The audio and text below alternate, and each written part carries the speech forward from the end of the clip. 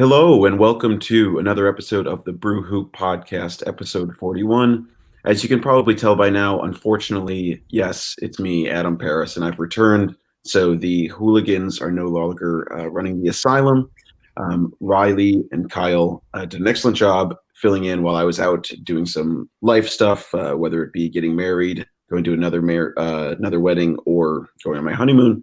But I really enjoyed all the segments that they filled in.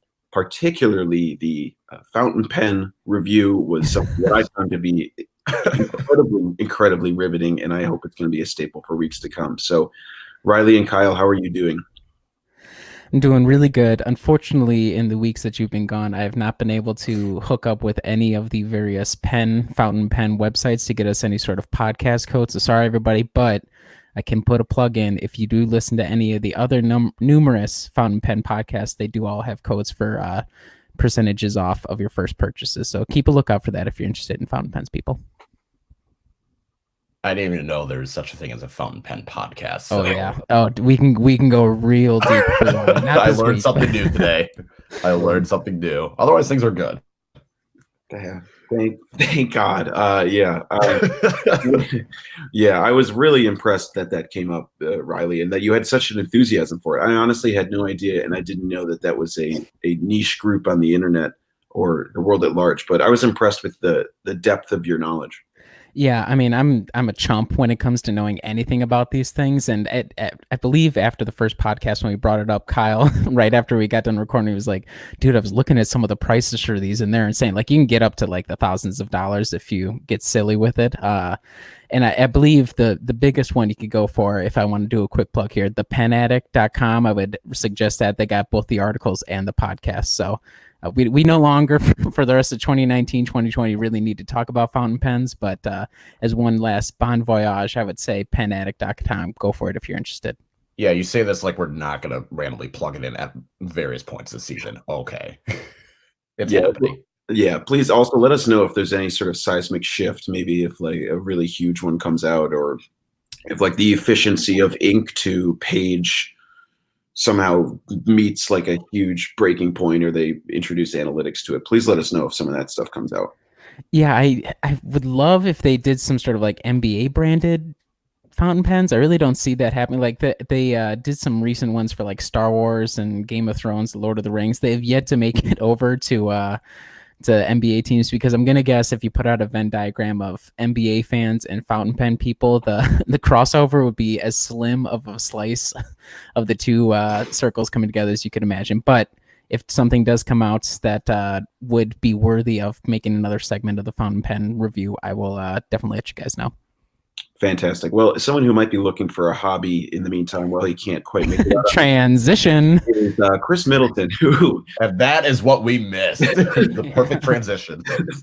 Following, I think it was like basically in that Oklahoma City game. So right after you guys recorded last week, you didn't get a chance, obviously, to talk about the injury because you had recorded before the game. But Chris Middleton, of course, left that game with what it turns out was a left thigh contusion, which took me a while to remember, but that was the same leg where he ripped the hamstring off the bone a couple years ago. So he's out 3 to 4 weeks now. And of course, the big story among all Bucks fans is who's going to replace him, who's going to step up.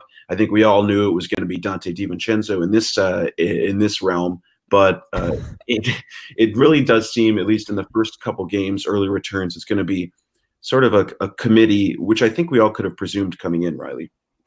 Yeah, I think what's difficult about missing Chris, and this is what makes it so much fun to debate whether or not Chris sucks or Chris doesn't suck. It's like because he's not the flashiest player, it's difficult for us from the outside to really quantify, like, yes, he's a good shooter, so that adds spacing to the floor. Yes, he's efficient, like relatively efficient in the mid-range, so that's kind of a unique take versus the other players on the floor. And so the difficulty with when Chris goes down is, even though it doesn't seem like obvious to us from the outside, that's a guy who had 23.5% usage rate, and last year was like 25%. So while it's not as high as someone like Giannis, for example, that's still a large chunk of usage you have to fill up with. And so the idea is like, there's nobody on the roster, obviously, who's going to be able to outpace what he does. So is there anybody on the roster who can even like fill in the gap, and I really don't think that's the case. There's probably more so. I agree. It was going to end up being a committee situation. I thought maybe they were going to go big and put Ersan, or go small, I should say, and put Ersan out there and keep Giannis as the center. But I guess it doesn't really make sense with Brook Lopez either. So yeah, I think by committee, and Dante didn't have a really great first start to his career against the Bulls, but he did a lot better against the Pacers, which we'll talk about later. But yeah, I don't know if there was ever anybody who was an obvious replacement, which is why the Bucks decided to pay Chris to come back, because he's an important guy to the roster. Who would ever have guessed?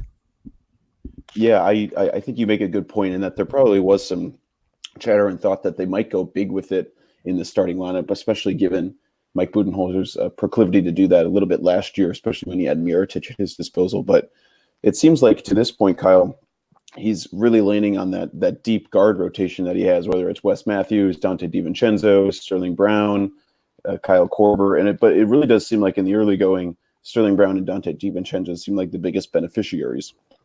Yeah, just because we were saying it was going to be tough to find playing time for Sterling and Dante with the rotation that they already had, and then you have Pat Connaughton, who had a good start to the season, and he was getting playing time. And it seems like lately, and especially with Dante, that it's been him and Sterling getting the majority of the minutes. Pat Connaughton gets some spot minutes. Kyle Korver, again, getting his 10 to 15 minutes per game, which is probably the best situation.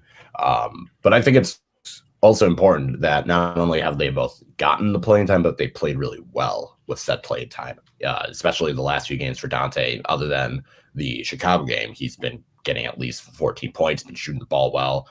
Sterling Brown is skying in for rebounds, and I know Riley had the poll of who would you rather have rebounding or something. It was Sterling or Dante, and I would not want to try and box up Sterling Brown at all, because I think he would just roll me over. So, but I think it's just the confidence that they're both playing with. It's kind of hard to replace Chris Middleton's skill set.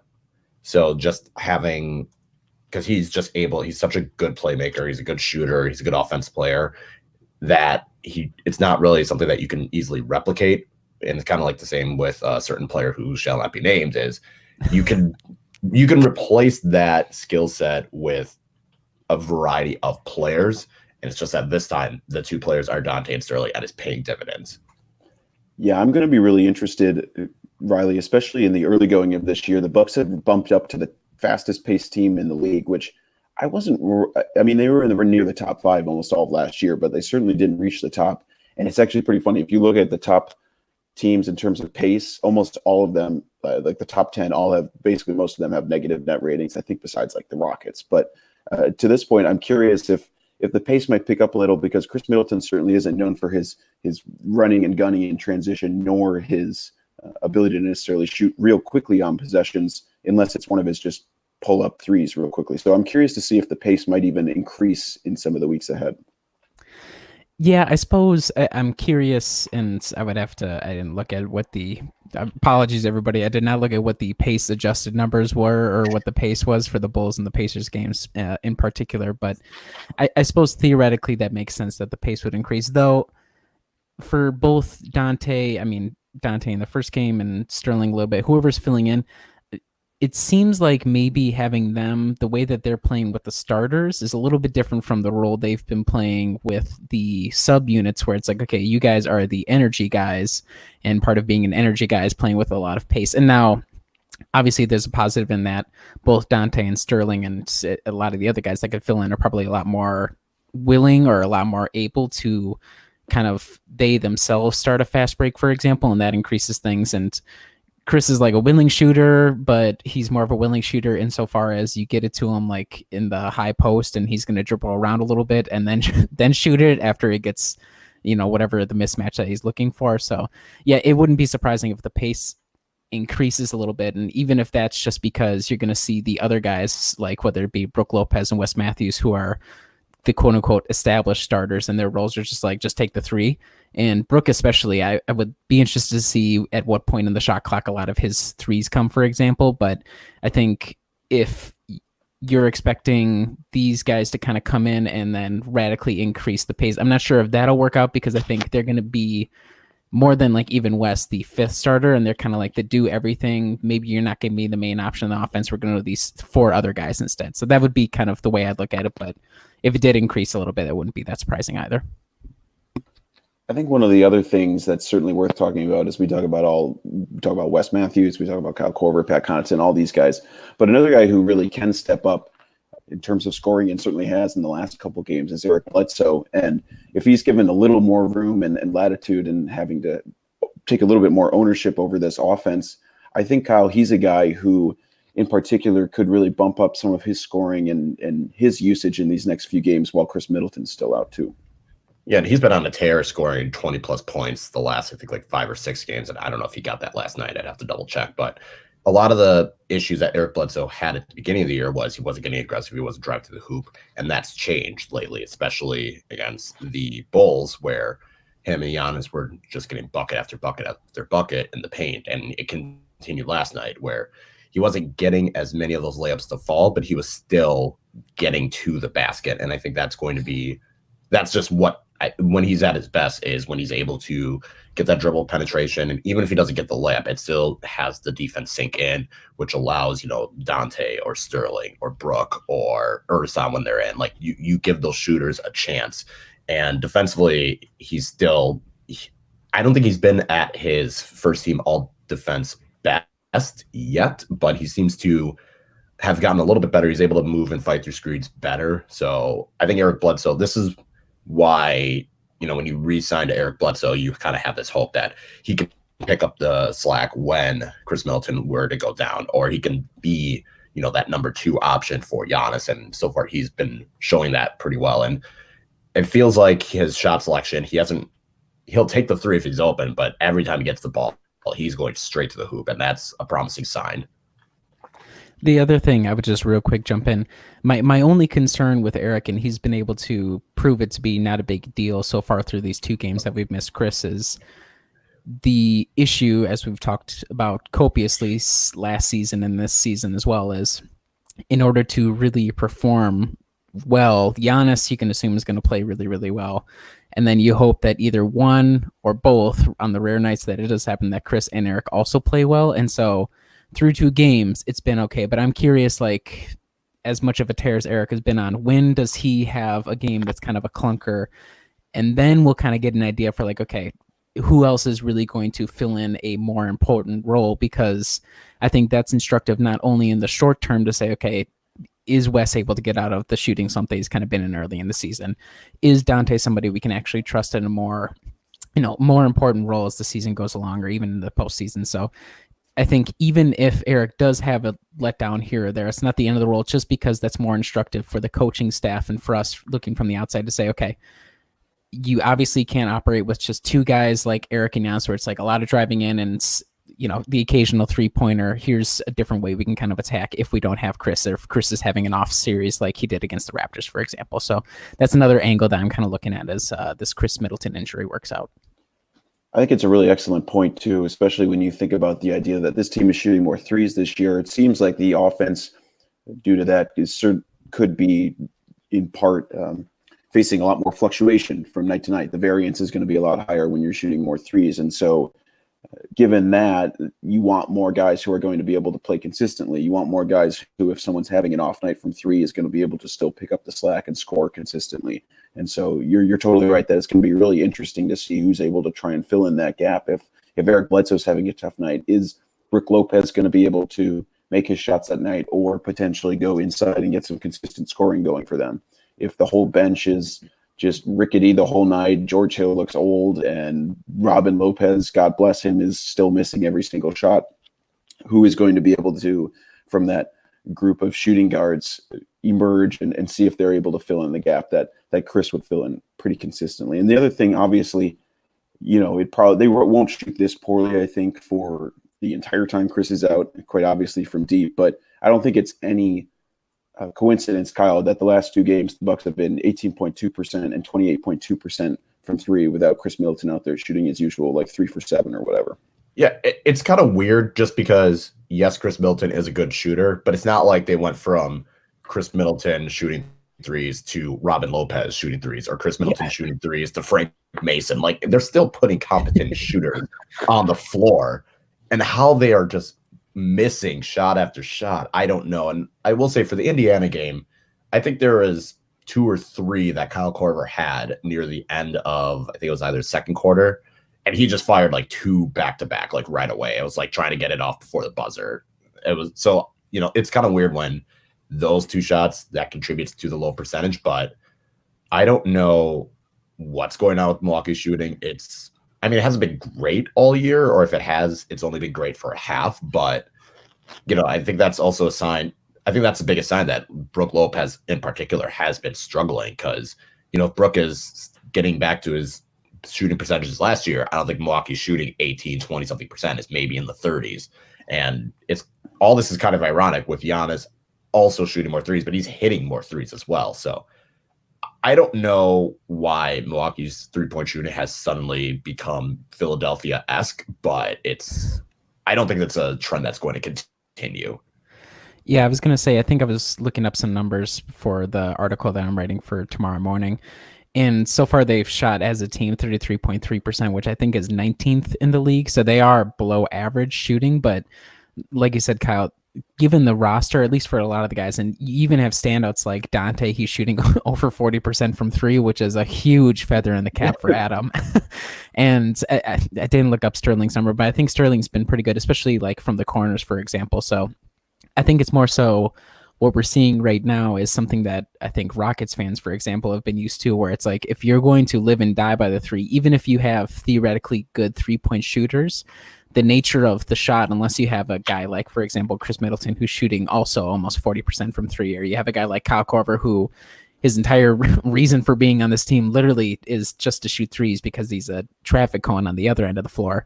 And so we just kind of have to get used to, at least probably for the regular season, these really long droughts where it's like you'll have a first half where you go 15 for 24 from 3, and then you go 2 for 20 in the second half, for example. And as frustrating as that is, that's just kind of the offense by design, and that's probably what the Bucks are going to roll with throughout the regular season, because Bud kind of picks a system and goes for it.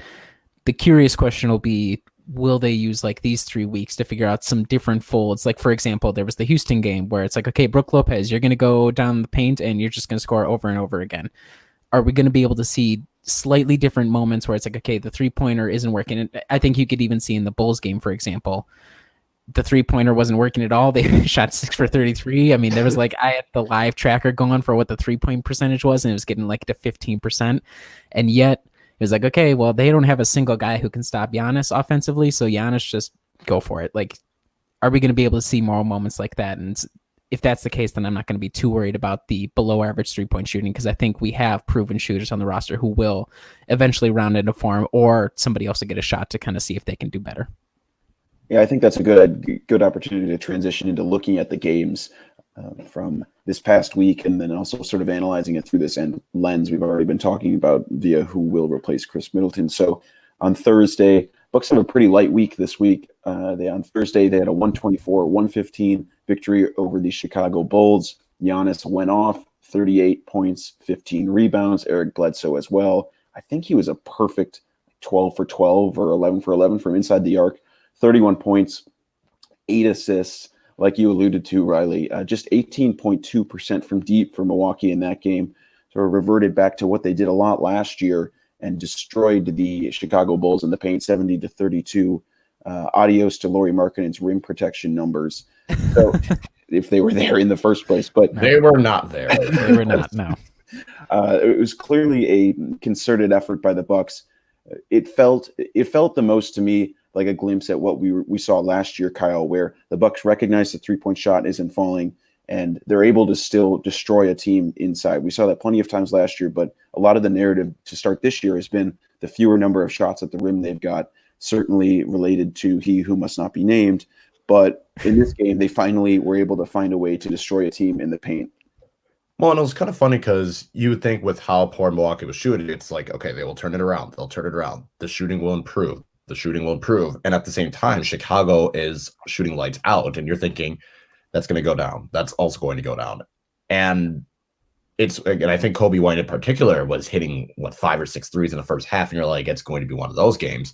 But it's good to see that Milwaukee was able to realize we have 2 of the best rim penetrators in the league. Let's use that to our advantage and just let Giannis and Eric and, Chicago had no chance, whether it was in transition or just in general. It seemed like the Bulls were attempting to just not let Milwaukee, because last year Milwaukee had gotten into a hole against the Bulls and Milwaukee just bombarded them from three, and that's how they made their comeback. And this year, it wasn't, it was never, a blowout or down 15. They were always just behind them. And they just went, okay, we'll just get 2 points every time. And if you consistently get 2 points, you're going to at least make up the margin. And at some point, Chicago wasn't going to hit shots. But I think it was just that combination of Giannis and Eric being at their best, and then everyone else kind of just being off to the side and letting them, hitting shots when they need to, contributing when need to, but just letting those two do whatever they want. Gentlemen, I think that's the kind of game that wins you championships. If you're going to be looking back on the season, you're going to say that's where the Bucks turned it around. Probably not. Old school 90s basketball at its finest. Yeah, exactly.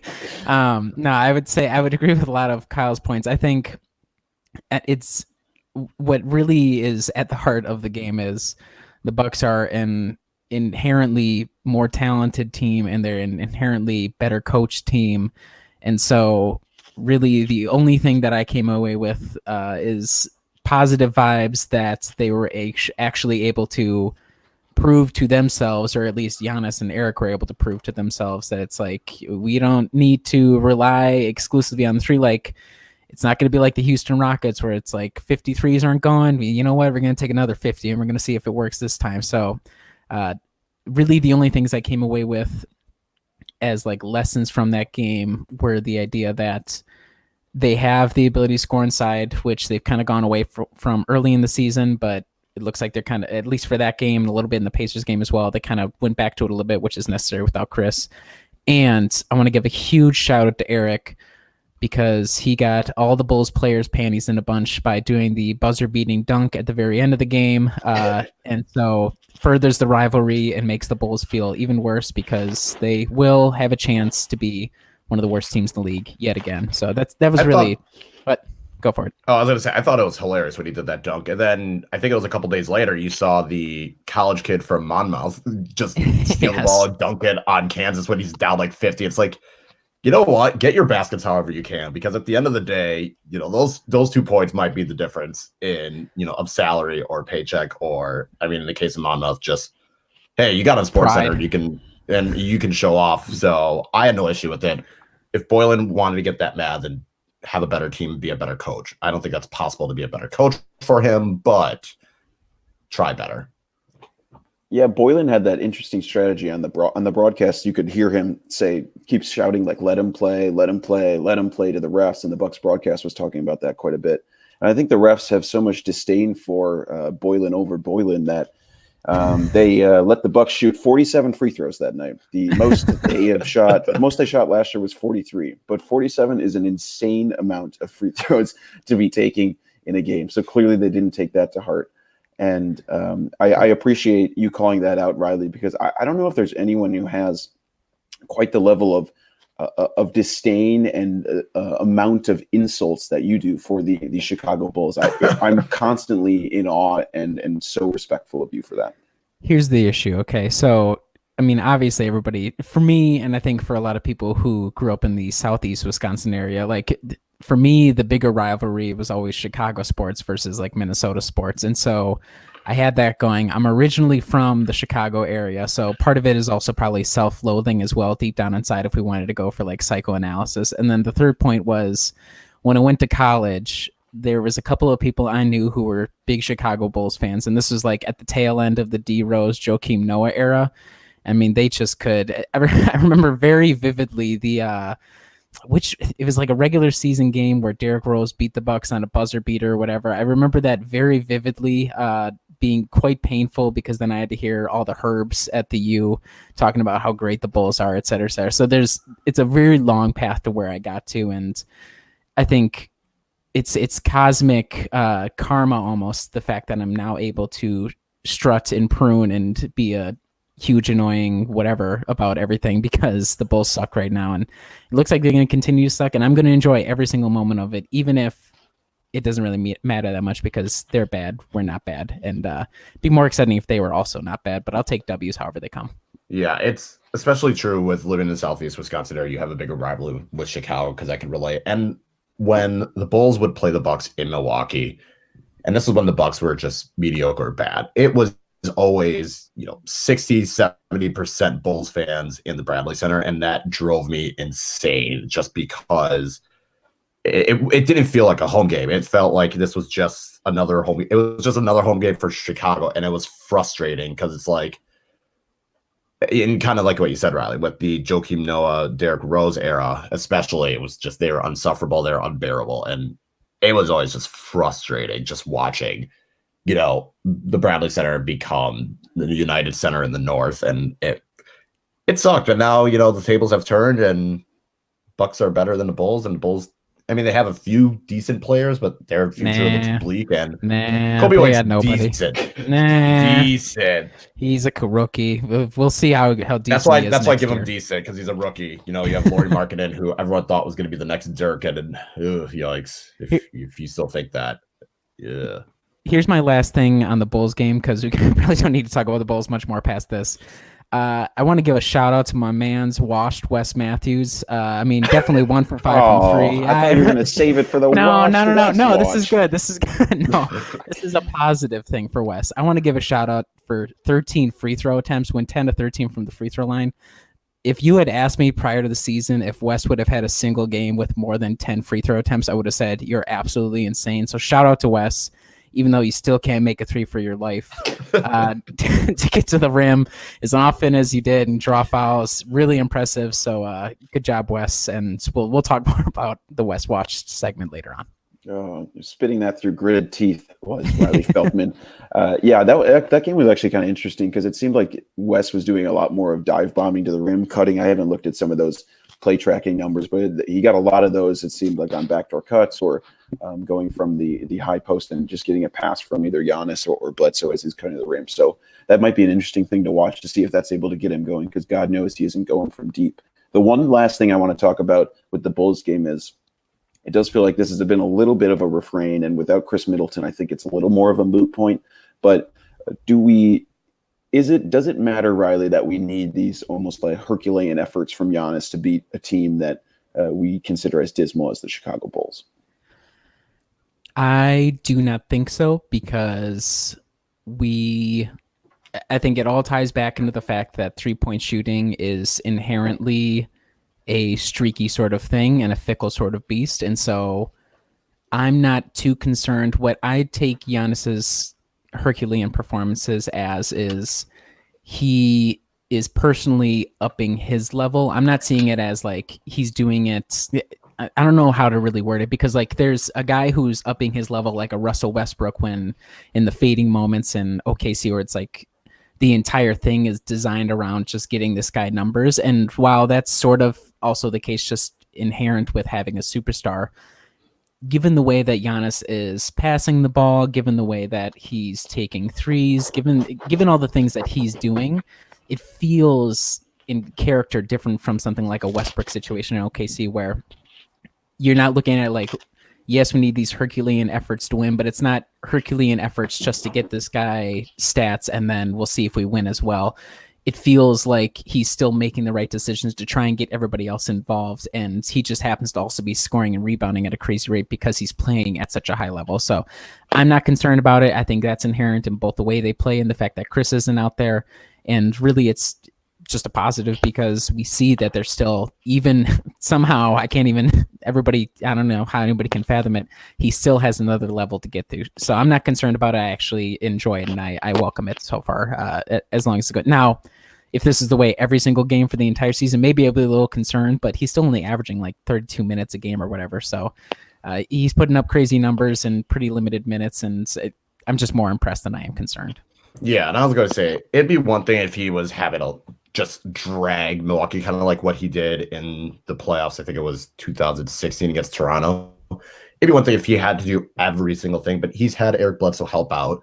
And when you're able to just get to the rim with the ease that he was able to, it doesn't really feel Herculean. It just feels like, okay, this is a really good player that's getting really easy chances without having to it didn't seem like he was putting in that much more energy. Now, maybe on the defensive side, it might seem a little bit more Herculean, but at least offensively in that Chicago game, it was like, oh, you're going to give me this open lane to dunk it on you. Yeah, I'll take it. Sure. And that was it.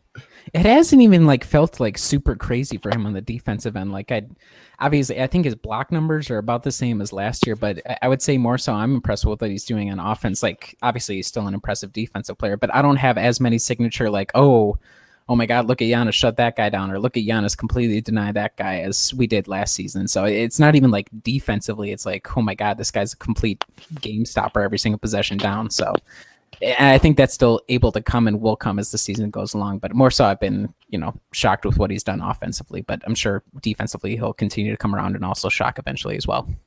Yeah, I totally agree. And even if, I don't think he's ever going to hit triples. And I kind of get sick of the Giannis triple watch. What if he gets a 3-point jumper? I mean, he's probably going to be around like 30%. If he's at that for the rest of his career, that's pretty good. But even just the fact that he looks more comfortable just shooting 3 or 4 a game, it just feels a lot more in the rhythm of the offense. I think that's helped his entire offensive game seem a lot more rhythmic and in balance, because that was really the hitch where he might get a pass and he can't decide, should he shoot, should he pass, should he take this triple, should he not? That was really where the hesitation came from, and it doesn't seem like he has any of that this year. Yeah, I would like to imagine one of two things happen with his 3-point shot. Either one, he listened to our podcast, which if you do, Giannis, shout out, and he heard my rant about how unimportant his 3-point shot is and is like, you know what, I'm going to stuff this dude in a trash can. So I'll take that. Or two, we're sacrificing the soul of Wesley Matthews so that his previous 3-point shooting can be transferred into Giannis's body, both of which seem pretty plausible, and I'm willing to accept either. Okay, but all right. Well, let's talk about the other game that the Milwaukee Bucks played, devoid of the horrific narrative. Thankfully, we were spared of all the Malcolm Brogdon talk. I can't remember if they cut to him or if he was on the bench with Indiana or not. Nope, did not happen. Oh, did not happen. Thank God. Okay, well, the Bucks win 102-83, a complete rout. Thank you to Kyle. I just want to pass it over to you for bringing the delightful Disney tweets to life on a night that could have been insufferable. Yeah, I'm going to give a shout out to Mike, because when I was going to tweet, I was binging on Disney Plus, and Mike's like, I expect Disney references throughout the night. And I was like, okay, I could give it a shot. And at first I was like, I don't know if I should do GIFs. I don't know if I should do quotes. Like, how am I going to do this? And then it kind of just became pretty natural at the end. And I think I'm most impressed that I didn't really repeat movies too many times. I think I had 2 Emperor's New Groove mentions, which I would call a win. So, and I was able to incorporate some of the older stuff like Oliver and Company, which again, it was fun. And thankfully no Brogdon made the game much easier to watch and tweet through. One of the incredible things to me was the fact that there was only 16 free throws between both teams. Makes the game go incredibly quickly. But similar to the Chicago game, Bucks shoot just 11 for 39 from 3, 28.2%.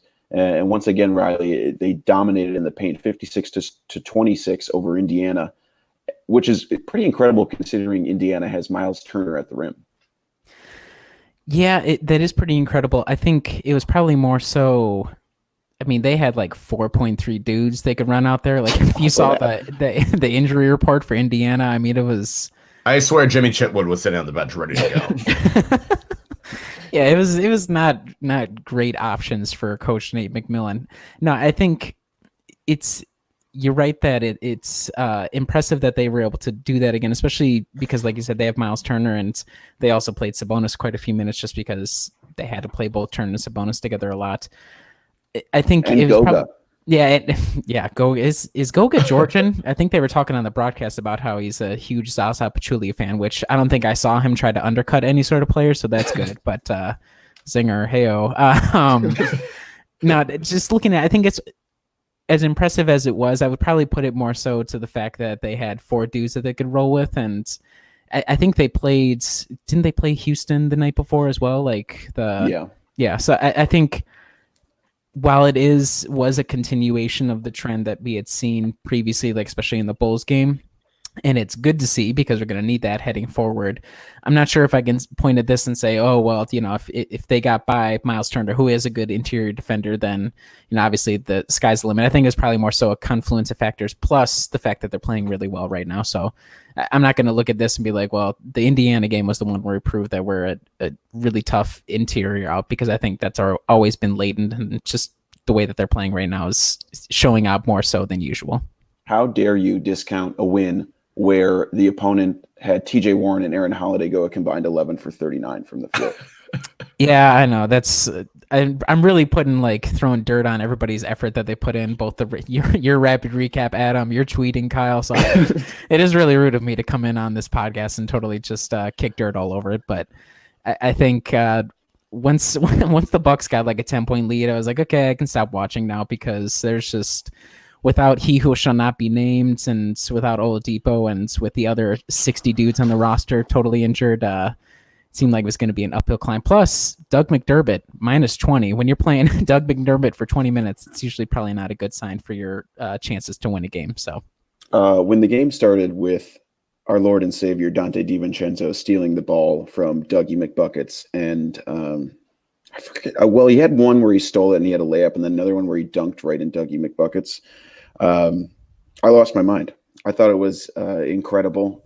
I love to see Dante do stuff, and he had a good night. Significant bounce back game from the Chicago game where he really seemed out of sorts. Had only 4 points in his first start, but against Indiana goes 6 for 9 from the field, 2 for 5 from three. Still good to see that. 14 points. Giannis had 26 points, 13 rebounds, 6 assists, 5 turnovers as well. Eric Bledsoe finally kind of hit a skid with 10 points, 5 for 14 from the field. But Brook Lopez looked really good out there, 15 points, 5 blocks. I looked up the stats, Kyle. It looked like Indiana shot 5 of 19 at the rim against Milwaukee. Real tough sledding for them. Yeah, it makes a lot of sense because Brook Lopez was just dominant defensively. You mentioned the 5 blocks, and a lot of that was even when Miles Turner was on the court, and he kind of had to go out and kind of guard Miles Turner out from 3. And I did not realize this. Miles Turner has a lot of arc in his shot. Holy hell. Like that was a lot of arc. It reminded me of St. Louis a little bit. But the thing with Indiana was with all the injuries, they kind of had to rely on their starters. I think all their starters played over 30 minutes. And it was, especially in the second quarter, just offensively, it was ugly to watch for them because they didn't have, I think Sabonis had left the game momentarily with an injury. I think Turner was getting a break, and you're kind of relying on Aaron Holiday to be your lead guard. Sorry, Riley, I know you're a big fan of his, but yeah, it's all right. Say it. He was not good. He was definitely not good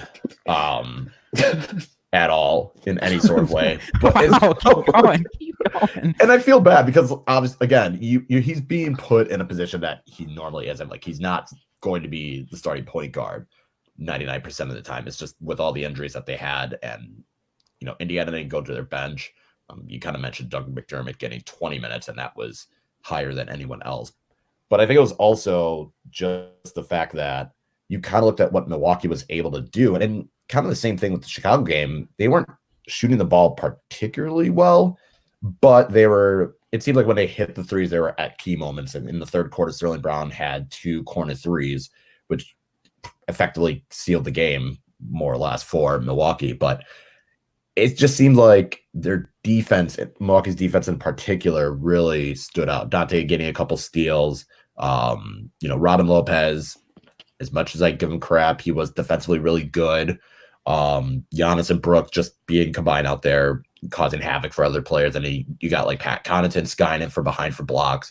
You have, George Hill's just being a little bit scrappy. He's just in a good position half the time defensively, just forcing Indiana, which didn't have either of their better players with the ball in Oladipo and Brogdon. And Milwaukee just took full advantage of that, putting more pressure on them and forcing them, if they are going to get to the hoop, and then Brook Lopez is there to block a shot. I think the one positive that I could take away, and certainly part of this, is the Bucks have a significantly better infrastructure with better players out there. But I would say Indiana, when they have their players, I'd say a lot of people like some of their backup players. Some people like Justin Holiday, people like Aaron Holiday as well. And Aaron Holiday had a little too much to do in this game, but it's still heartening to see guys like Dante DiVincenzo and Sterling Brown play really well against guys who I would say are probably of similar quality as them. And part of that is, of course, that they're surrounded by Giannis and given more opportunity to serve a more subservient role than having to take a huge chunk of the offensive brunt like Aaron Holiday. But still nice to see them show out and play well. Obviously, here's some analysis. Much more fun to have them score and shoot well than not shoot well and not score. So that's what people nice tune into the podcast for. That's the kind of breakdown that people tune in for.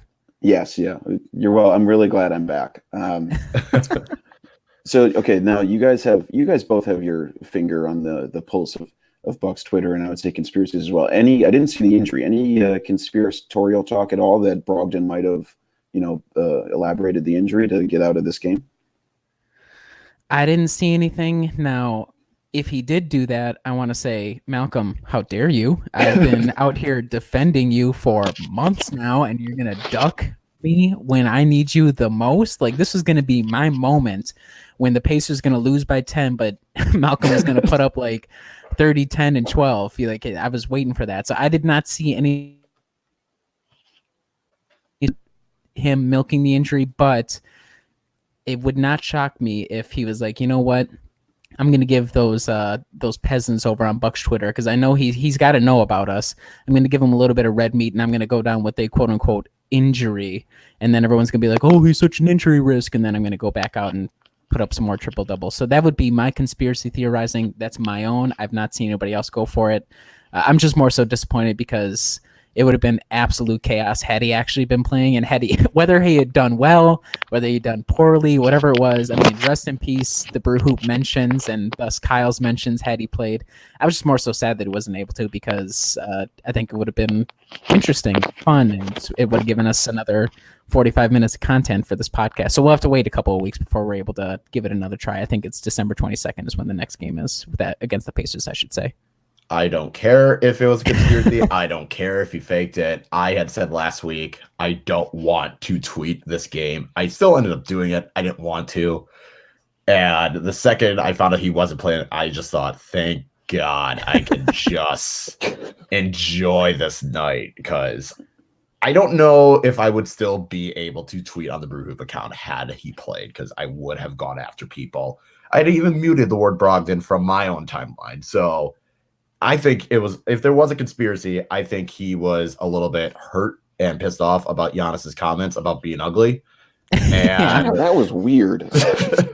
Here's the thing about the ugly comments. I'm gonna assume that it came off different in like the actual live recording. I've not gone and listened to it, but definitely just reading the words. It's not the most flattering quote I've ever seen Giannis give. It might be number 2 that I am Giannis as the Toronto series was slipping through our grasp, but for sure, maybe being called ugly was something that Brogdon enjoyed and was genuinely really happy and funny for him. I can't imagine that was the case, but we're gonna have to wait for Ugly Bowl. That's gonna have to wait for like a couple to decide who gets the title, who gets the belt for that one. So it's really unfortunate. But yes, I know people were really excited to dunk on the Bucks ownership, dunk on Bucks fans, or vice versa. Everyone justifying it. I am just happy I didn't. If it does happen, I'm going to make sure, again, I stay off of Twitter, because I just had a really good night and it was enjoyable and I didn't have to deal with it. And I've already given my stance on Brogdon. And yeah, it was good that he didn't play, conspiracy or not. I don't care. Yeah, go back to podcast if you really want to. If you want to hear Kyle's unvarnished thoughts about the Malcolm Brogdon situation, go back to podcast and you'll get the full breakdown. Yes, please do. Turn your volume down a little bit when you get to that part. It certainly is stretching the decibel level. But yeah, it got a little wild. Well, thankfully, there's the entire rest of Indiana season for Bucks Twitter to dunk on ownership. So we're going to go ahead and go into an ad break here. And on the other side, we'll be doing some potpourri stuff, quick all-star look, check in so far around the 10 game mark. And then, of course, rapid fire questions are coming back. So stay tuned. And we're back. Riley, I'm going to let you kick this off. You tossed it out, maybe looking a little bit at Eric Bledsoe, his potential to become an all-star given his high level of play lately. So I'm going to let you sort of lead this session.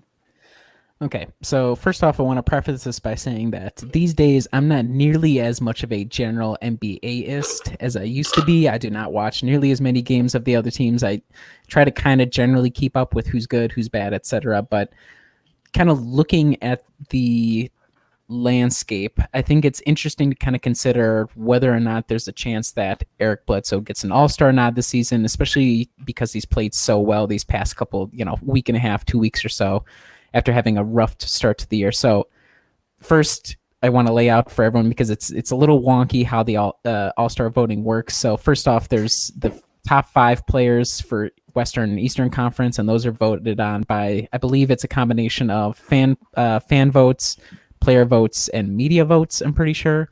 And so there's 3 front court players and 2 backcourt players. I do not anticipate Eric Bledsoe having a good enough season to be a starter, but then the reserves are picked where it's picked by the NBA coaches themselves, and it's 3 front court players, 2 backcourt players, and 2 wild card players. So real quick, I know this is really long to get there, but the guys who were reserves last year were Kyle Lowry, Victor Oladipo, Chris Middleton, Bradley Beal, Ben Simmons, Blake Griffin, Nikola Vucevic, and then D'Angelo Russell as a injury replacement for Victor Oladipo. And so looking at that group of players, I'm not sure.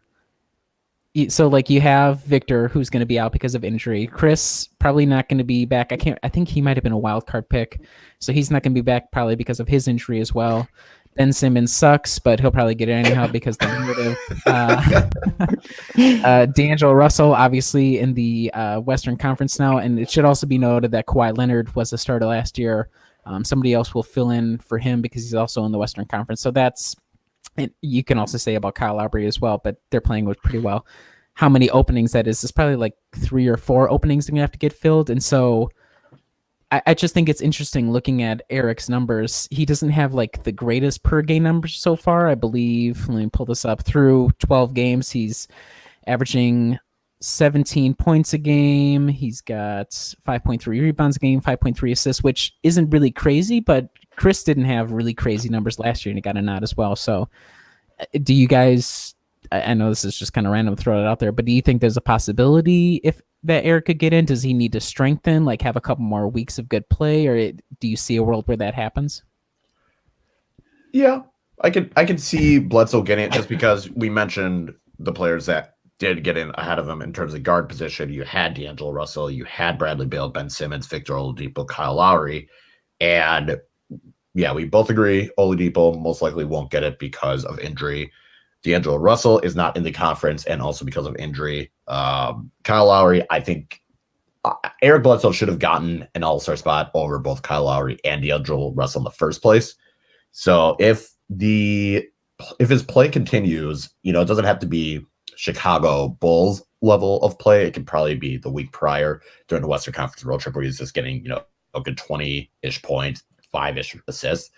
I think he'll get it, because if Milwaukee is if Milwaukee's going to get 2 spots like they did last year for being one of the better teams, it'll most likely go to Eric Bledsoe. And I don't know who else in terms of guards would be better. I assume Kyrie Irving's going to get it.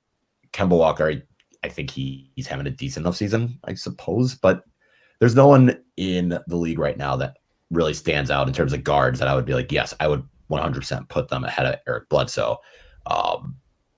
And I think that's maybe Trae Young will get a consideration. Maybe Malcolm Brogdon will get it. Those are like Trae Young and Malcolm Brogdon, probably the only 2 guys that I could realistically see getting in ahead of Bledsoe, along with Kyrie and Kemba. And that would probably just take the Victor Oladipo and D'Angelo Russell spots. Yeah, that's really the thing. I was thinking about those 2, Trae Young especially. It seems like he's getting a lot of early season buzz. I think one of the issues with this is Eric Bledsoe.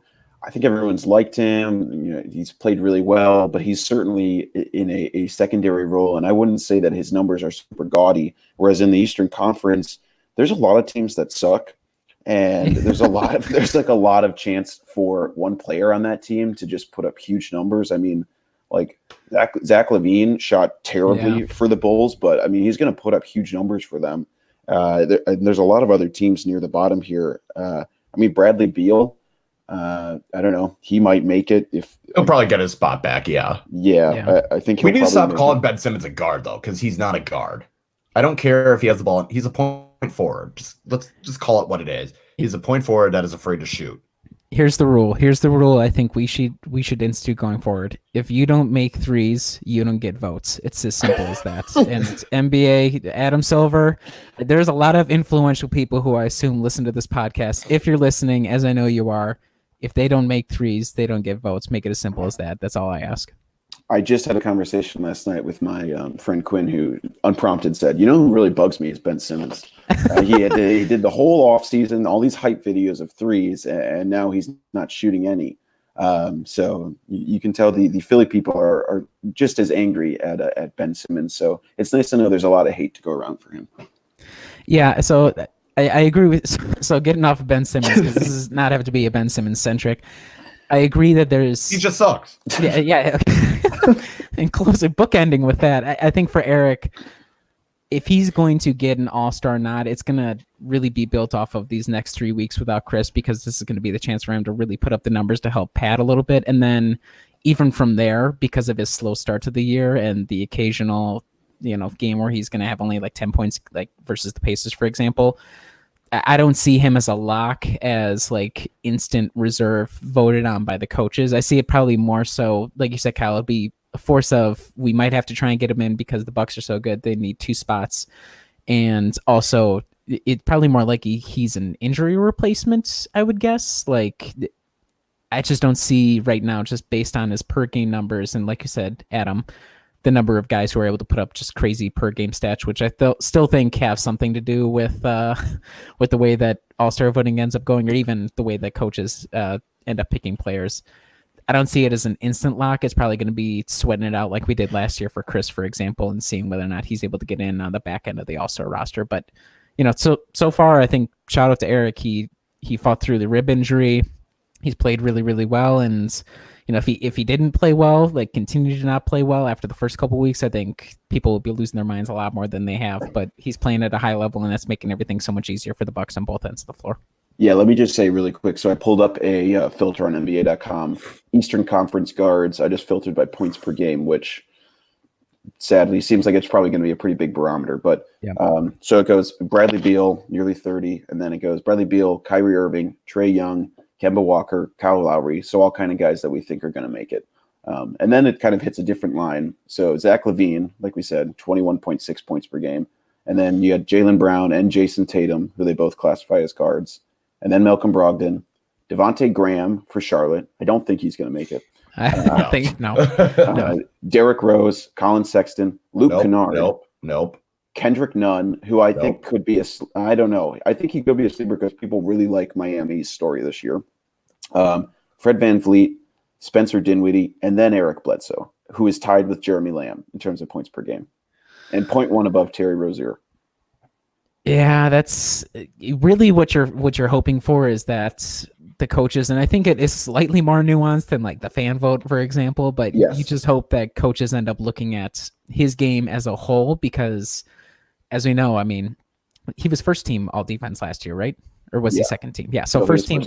And I think it's pretty safe to say he's played at pretty much a similar-ish level, especially once the injury seemed to kind of finally subside eventually for him. So I think your hope is, yes, maybe the offensive output, and I think he will increase it over these coming weeks, so maybe it won't look as drastic as it does now, but I think you're really hoping that coaches look more at the holistic approach that he has, because yes, he's important offensively, but he's even more important, as we saw those first couple of games where he wasn't necessarily blowing up picks like he was last year. Just teams were killing us in the mid-range, and they still sort of are, but it hasn't felt nearly as prolific as it was early in the season. I think a lot of that could be chalked up to the fact that he was not playing at 100%. Now that he is, you could see the difference. Just, I mean, the Bucks have ripped off however many wins, like 7 wins and only lost 1 game. They've gone 7-1 since the start of the season. So I think all that kind of ties together to help strengthen his case. Yeah, I would agree with that. All right, let's all start. Make it happen. All right. In the interest of time, we're gonna skip that sort of check-in at the early season mark. We'll take a look at that going forward. But I think it's time for the Wes Watch featuring Riley Feldman. All right, guys, I'm going to make this one pretty short and sweet this week because that's all it ever needs to be with Wes, because there's really not a lot to talk about. He continues to have his worst three-point shooting season of his career. He's only shooting 32%, which I believe is, I think last time we checked in, he was under 30%. So shout out Wes. He is increasing a little bit here. I think, as usual, the main issue is the fact that he's shooting poorly, but to go along with that poor outside shooting, he's also taking 70% of his shots from three, which is exactly what you're hoping for. I think what'll be interesting to see is with Chris out, will he increase, he being Wesley Matthews, will he increase his usage rate? And if he's able to increase it, does that help his game look a little bit better? Because right now, I'm not super impressed by the shot selection. I'm not super impressed by the three-point shooting. His defense has been okay, but he still seems like he gets absolutely blown away by any sort of average pick set by Cody Zeller. So I think there are reasons to be concerned still, but maybe he's not as washed. And I have in here as well, it's Wes, the title of the segments, and it's a working title, is Wes Watch, or How I Learned to Stop Worrying About Wes and Rag on Robin instead. But I don't even have much room to rag on Robin this week because he played like not awful against the Bulls and he played not awful against the Pacers. So I think it's a big L for me this week, guys, because my two favorite punching bags, both of them played decently, and so they don't give me as much room to really fire away. So I don't know if you guys have takes on Wes or Robin or even Kyle, because Traffic Cone Kyle out there really, or Kyle Korver, I should say, not Kyle Carr. We know Kyle Carr's not a traffic cone, but Kyle Korver, any takes on those three? Yeah, let's go with Kyle Korver. He was brought in to provide spot minutes of hitting 3 or 4 threes within a 2-minute span. And until the playoffs start, I don't think I'm going to worry about that as much. With Robin, I also was hating on him and ragging on him and saying he was terrible. So he had a decent week, and I'll give him props for that. And with Wes, I was hoping he have his revenge game yesterday. Did not happen.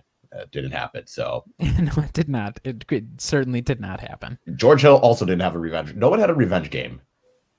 That was dumb. Yeah, Robin didn't even play all that well against the Bulls either, which you would have thought that was like the revenge game. I was expecting Robin to score at least like 7 points, but Well, yeah, with Laurie Markkinen guarding him, he should have had 20, but yeah, well, it is what it is. Beckers can't be choosers, I guess. So with all my stuff going on, I have admittedly not been able to pay quite as much attention to the Bucks in the early season going as I usually would like to. So I just wanted to get a brief touch in here with each of you two, because a lot of the hate has been directed towards, of course, West, but I feel like Robin Lopez is getting just as much of it as well. So Kyle, let's start with you. What has bothered you most about Robin Lopez to start the year? So I knew he wasn't going to be this offensive stalwart off the bench. I figured he wouldn't have been a defensive shutdown center, but I at least expected a Chicago Bulls version of Robin Lopez, where he's still going to be a pain in the ass. He's still going to get in your way and contest a lot of shots and offensively hit some hook shots, but he just looks slow. I think that's my biggest issue, is he just looks significantly slower, and I still hate the contract. And I think those are my two biggest issues. He looks slower. He's throwing up hook shots that don't look like they're going in any time it leaves his hand. Sometimes it does go in, and good for him, but he just does. He doesn't look. He just looks off, and he looks weird, and he looks slow. I think my biggest complaint, Riley? so I wouldn't say that like how do I word this? It's probably not even like Robin himself. Yes, the contract definitely sucks. I mean, for sure not great 2 years, but it's whatever. It's 5.5 million or like about 5 million each season, wherever. So not the end of the world.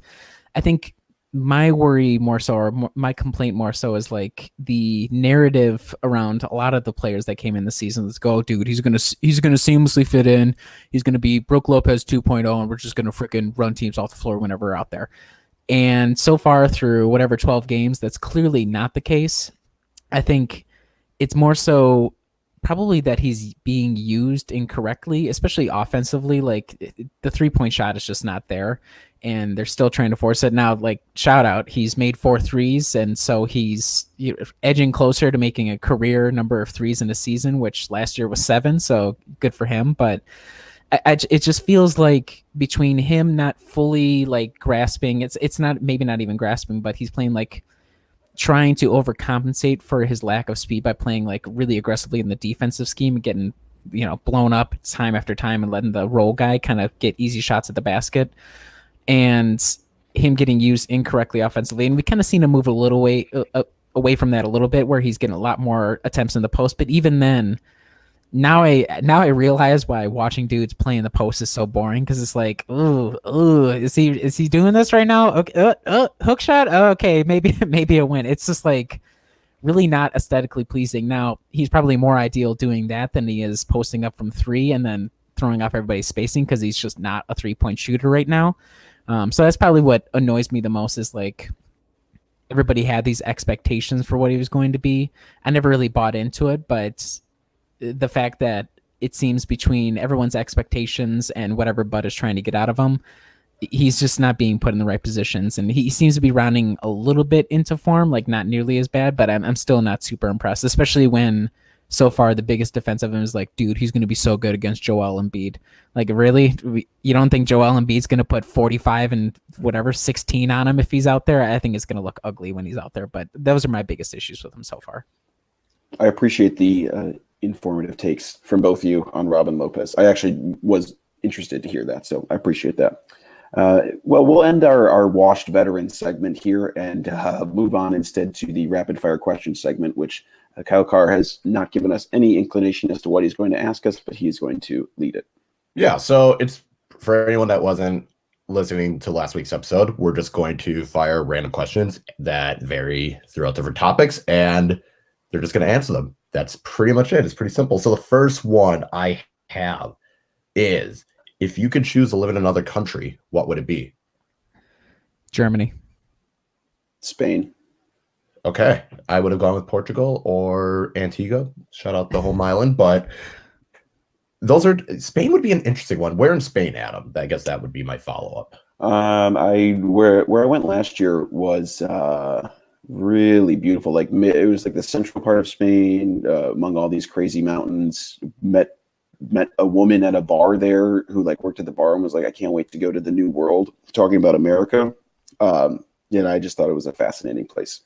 I thought for sure that story was going to take a turn. Like, woman at the bar was a huge Bucks fan. I thought for sure that was the No, sadly, no.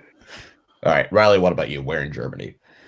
That's a really good question. So first off, my second language is German, and that limits to be like 3 countries, and Switzerland doesn't count because Swiss German is totally different from everybody else's German. And it's really expensive to live there.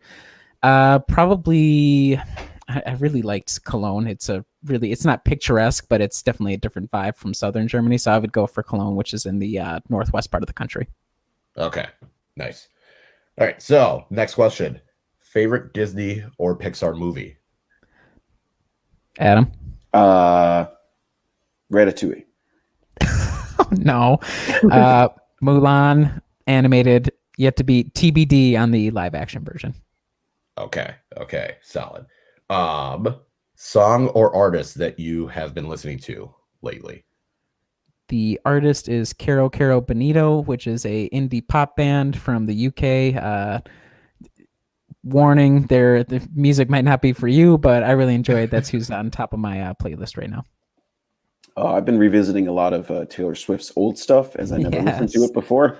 I especially enjoy the live album she recorded from her 2011 tour. Some real good tracks on there. I think we need to get Wes Matthews to listen to 22 a little bit more, just so he gets into the mindset of like when he was a younger player, and maybe that'll improve as well. Okay. I'm not Taylor Swift. Sorry, Wes. I'm sorry, everybody. I'll stop bragging on Wes now. I'll stop. All right. If you can choose to have a superpower, what would it be? Invisibility. Yeah, ditto. Okay. To be Android honest, or iPhone?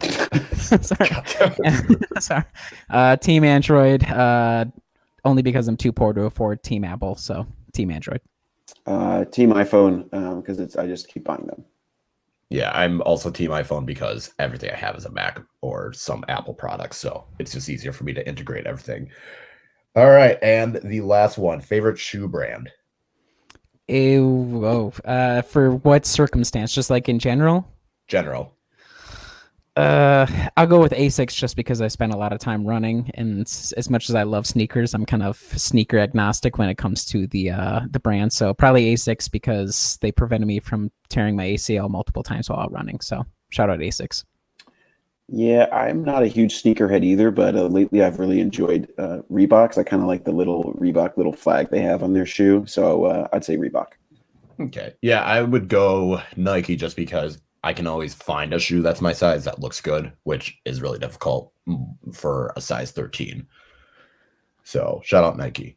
I'm waiting for when I can upgrade to the New Balances, the Midwestern Dad New Balances, the all white with the navy accents. That's my next move in terms of sneaker collection. So keep an eye out, guys. I'll post some pictures on social media whenever I upgrade to that. Glimpse into Riley's life and his aspirations. Let's move on to Kyle, your weekly segment, I guess. Kyle's film review. Yes. So for anyone that's lived under a rock, Disney Plus, the new streaming overlord of our country and society, was released, and I gotta say, I would highly recommend it. It's got everything for everyone. You got children, they got Mickey Mouse and all those children's shows. You're nostalgic about the 90s, they have the 90s movies, the animated.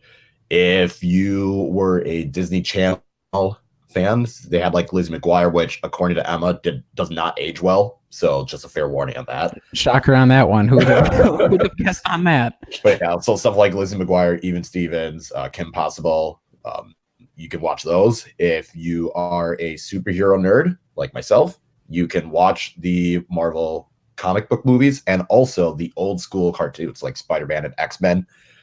If you're a Star Wars fan, like myself as well, you can watch the Star Wars movies. You can watch the Clone Wars, Rebels, and their new series, The Mandalorian, which is fantastic. And I think the best thing Disney has done with Star Wars. And if you are a big High School Musical person, they have a mockumentary of it as well. It's just got everything for everyone. It's only, I think, like $6 or $7 for just Disney Plus. But if you have Hulu and ESPN Plus, you can bundle it. And I would 100% recommend it because it really does have everything for everyone. So that's what I've been binging on the last 48 hours by the time you listen to this. I'm going to follow up with one quick question before we move on to predicting the week. If you could choose one High School Musical song, what would be your number one, guys? Breaking Free, by far. Yeah, it's tough to top Breaking Free. Or the two solos, the one solo by Zac Efron in the second movie where he's dramatically walking around the golf court, or the one by oh yeah, or the one, what's the name of the blonde actress? Ashley Tisdale. Yeah. Yes, her solo in the second one, or her duet with her brother in there. Those two in the second movie, both of them are very good. I'm quite a fan of those as well. I particularly remember hating the get your head in the game, which I think was the baseball one. I watched the second one live, I remember, on my own. And even at a young age, I thought it sucked. Wow.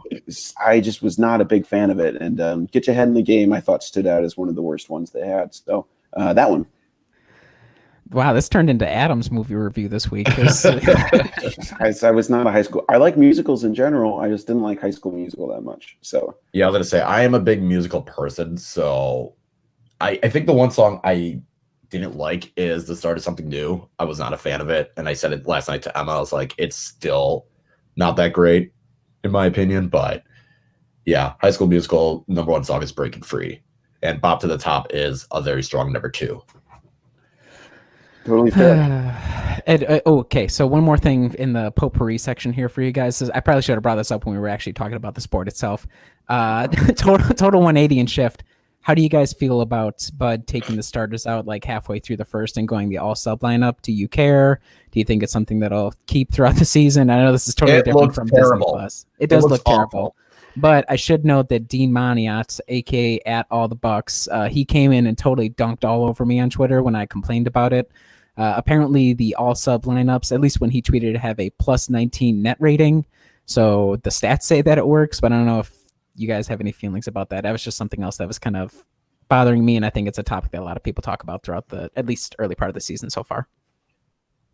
Yeah, so I was looking at that because I'm glad Dean dunked on you because I had thought Me too. I had thought the exact same thing multiple times, and I'm glad that you got the dunking on as opposed to me. Well, so I'm looking at cleaning the glass, and there's the lineup with George Hill, Dante DiVincenzo, Sterling Brown, Ursan, and Robin. There's a plus 20-point differential, and then there's Oh my one with God. Hill, Connaughton, Brown, Ilyasova, and Lopez that has a minus 6.3. So that you can sort of pick and choose your super sub lineup. I don't think it's any. It's not a surprise that the one with Dante is plus so much. Yeah. But they also have 32 and 29 possessions, so incredibly small sample sizes. I guess for me, I'm just not seeing that really translate in the playoffs. I just can't really even envision a scenario where Bud puts that out and it actually works out for us. But I don't know. Maybe he's on to some sort of scenario where Robin is actually able to work inside and he works in that lineup because all the other guys, none of them really are going to go inside. And if they do drive to the rim, it might be George Hill or it could be Dante, and everyone else are true spacers. So I don't know. Maybe there's something there. Yeah, I kind of wonder if it's both a minute saving tactic to make sure that he's not running the starters too much, and two, as we talked throughout the early part of the season, figuring out what we have and everybody else. And so it's a little bit more difficult now that Dante's in the starting unit, but I do find it interesting that he keeps kind of going, again, you said small sample size, but I wonder if he's also trying to figure out what exactly he has on hand if you run all subs, which is a difficult environment for somebody to kind of shine. But, if you're going to get a chance at possessions, it's going to be easier for a guy like Dante or Sterling to do so when he's out there with Robin and Ursan and George, for example. So it's really not aesthetically pleasing, but if there's some sort of longer game to it, I'm willing to accept it. And I'll try not to let Dean dunk on me too much more the rest of the season. Yeah. Any other thoughts on that super sub lineup, Kyle? It sounds like you are probably similar to Riley. Yeah, I tweeted it last night, but the stats say it's good, but it still looks awful. And maybe it's just because the other team also goes with a bench lineup, two bad lineups going against each other, and they're just bricking shots left and right. But I don't like it, but I understand, especially with Chris being injured, you don't want to stagger too much, and you don't want to overload Giannis and Eric. But yeah, those bench lineups aren't pretty. Well, if there's one thing we know about Bud, it's that we'll probably get to keep seeing that bench lineup for the next foreseeable future. So there's 4 opportunities this next week to see that bench lineup at Chicago on Monday, at Atlanta on Wednesday, home, and then the Bucks come home to face Portland, and then Detroit, otherwise known as Bucks East, on Saturday. So what do you guys have, Riley, for your prediction for the Bucks record this week? This is going to be really out of character. I'm going to go 3-1, and the loss will come. I wonder if it'll come at Atlanta. I would have to look at what Trae Young's shooting stats look like. He feels just the tear that he's on, and that'll be the final game in the quick little Eastern Conference road trip. I don't know if they ended up coming back to Milwaukee. I'd have to consult our own Andrew Goodman on what their flight situation looks like, but it would not be surprising if they, at the end of the little road trip, lost against an Atlanta team that's better than anybody expected, but still not that great. And then Portland's kind of struggling, and Detroit, we'll know exactly how to play Tony Snell and Thon Maker and Christian Wood and every other Bucks player that's on that roster. So I expect 3-1 loss against Atlanta. Yeah, I'm also going 3-1, and I kind of wonder with the Atlanta-Portland back-to-back if Bud is going to load manage a little bit, whether he doesn't play Eric Bledsoe as much or doesn't play Giannis. So I have a weird feeling, kind of like what Riley said, that Atlanta game, whether it's Trae Young just going off and scoring 40 points or Jabari Parker scoring 30. It feels like it's going to be one. Last year, the Bucks nearly beat them with an all-bench lineup. But I think Atlanta is definitely better than people may expect. And I just don't feel great about it because I think there's going to be some load management, and coming on a road trip, I'm going to go 3-1, lose Atlanta as well.